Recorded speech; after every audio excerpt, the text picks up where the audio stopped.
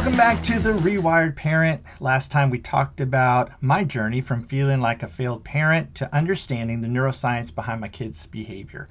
The big reframe was this: it's not a battle of wills, it's a battle of wiring.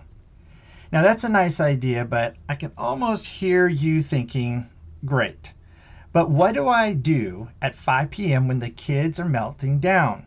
I'm trying to make dinner and the whole house feels like it's about to explode. Well, what you need is a tool. Actually, you need a simple, powerful tool that works in the heat of the moment.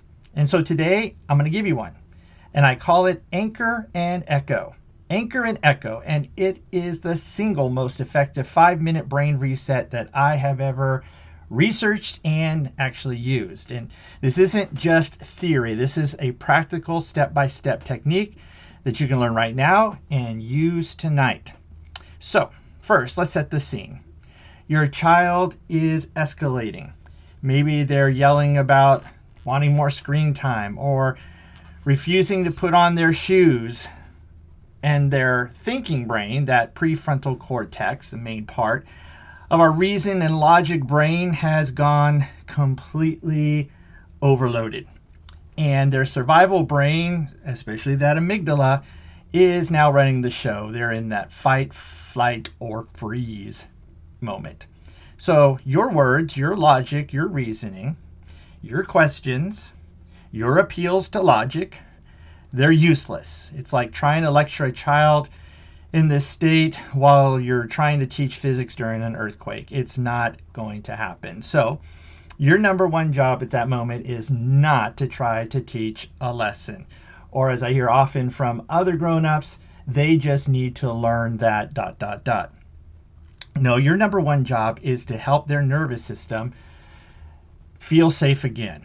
And the only way that you're going to be able to bring down that overwhelmed thinking brain is this way: anchor and echo.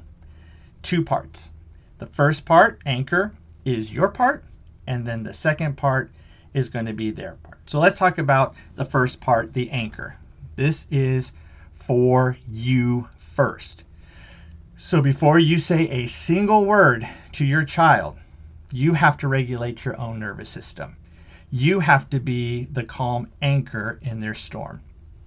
If you are also dysregulated, you're going to be adding another storm to the weather system, and it is going to compound, and let me tell you, it's not going to turn out well.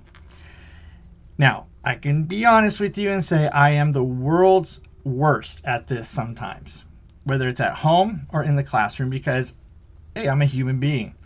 I know this stuff. I've researched this stuff. I teach others this stuff. I practice this stuff. But there are those moments where I really can feel my own heart start to race, and I feel my jaw tighten, my body really tenses up. And I've had to learn the hard way, and I'm still learning, that if I open my mouth in that state, I'm just going to add fuel to the fire. So I've had to literally bite my tongue, take a big deep breath, and walk to the other side of the room, or maybe to a different room, to get myself together before I can engage. I had to work on my nervous system first. And so here is the anchor. It's a 30-second reset, and it's easy to remember. Think about adding fuel to the fire. And so think about stop, drop, and roll, what we all learned in school. If someone is on fire. So stop talking. Seriously, just zip it. Just stop. It's not going to help, no matter how sincere, how calm. Stop. 2, drop. Drop your body. That means you have to physically lower your center of gravity. It means you have to unclench that jaw. You have to drop your shoulders, put both feet flat on the floor, because usually at this moment we're starting to stand on our tippy toes, trying to get a posture of control and dominance. And then once we kind of look at our own body kind of from the outside and realize that, oh, we are in a tense moment, we need to deal with this, we start sending this signal to not only our brain but to our child's brain that there is no immediate threat. And then we roll. We roll with it by taking this deep breath audibly. One slow, deep breath. And when you exhale, you make a little sound. Don't be dramatic, but just a like that. This isn't for them. It's for you. It's using our breath. It's using that hum, that sound, to activate our vagus nerve and kick in our parasympathetic nervous system, which is kind of like the brake. And we are going to start to tend to support and calm our own nervous system. That's when we become the anchor. That's when we become regulated enough to help others. So what's part two? Part two is the echo. The anchor is for you. The echo is what you do for them. And it's an essential part of what we call co-regulation, meaning we're regulating together. We're not expecting a child just to self-regulate. They need to learn how to do that. And they learn how to do that through experiencing regulated adults who are right there with them, being mindful and present, and using this echo technique. And so what we're doing now is we're reflecting their reality back to them, but without judgment. And you're going to use as few words as possible. As Dr. Russell Barkley says famously, we're going to stop yakking, right? We're going to just use as few words, and we're going to be the calm mirror, because your child, actually all of us, have these things in our brain called mirror neurons that do exactly that. They look at what's going on around them, and that's how we learn a lot of things. We use them when we're learning how to do a math problem, or when we're learning how to read, and now we're learning using mirror neurons to be able to learn how to self-regulate. So here's how it works. You name the feeling, the action, or the desire that you see.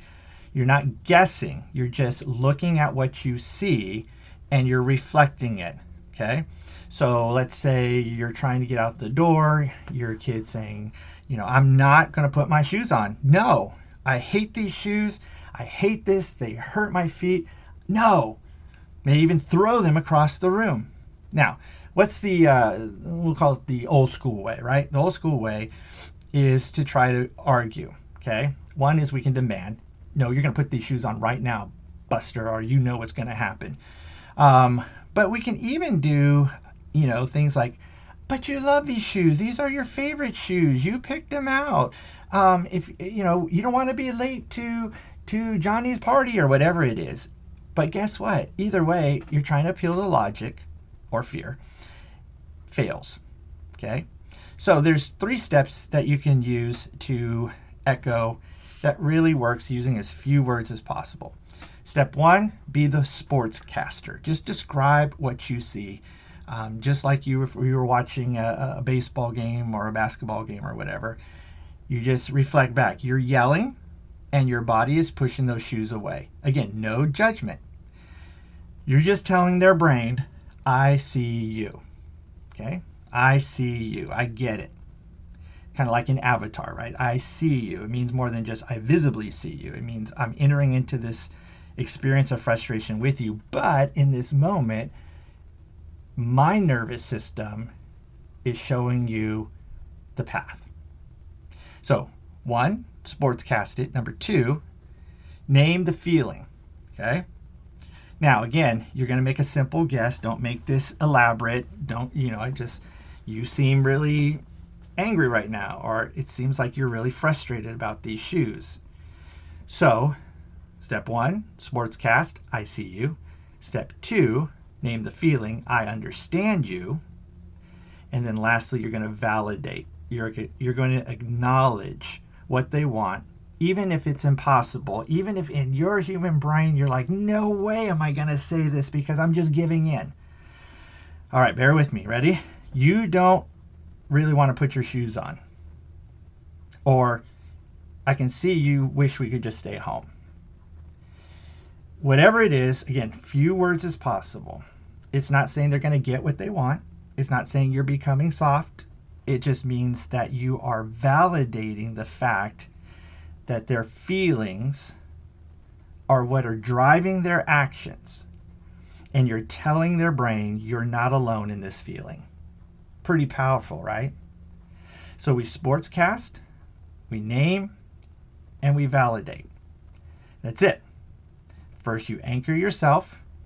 and then you echo their reality. You're the calm, validating presence.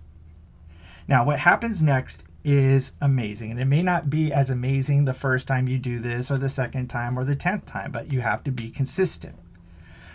When a child's nervous system starts to understand that it's seen, understood, and validated, the biochemical and the emotional and all of that is contributing to the storm begins to settle. The fight leaves their body because, guess what? There's nothing to fight against. You're no longer the adversary. You are now the ally. And only then, when they see your body soften, which their brain sends that signal, and their voice sends that signal to their vagus nerve, it's either going to calm it, or it's going to excite the rest of their sympathetic nervous system. But when they see that happen, and when they see you take that breath, and when they see you really, really care and want to connect, that's when that thinking brain becomes less overwhelmed. And then you can move to problem solving together. It's a collaborative. It's parent partner. It's not, I'm going to make you do this or else. Now, this isn't a trick, like I said, to get compliance. We want connection over compliance. But what you'll find in this process is that connection is always the fastest path back to cooperation, working together. So tonight, when you see that storm start to brew, you see those dark clouds coming in, you feel that difference in the air, what are you going to do first? Yes, you're going to anchor yourself. Then you're going to become a calm and quiet echo, and just see what happens.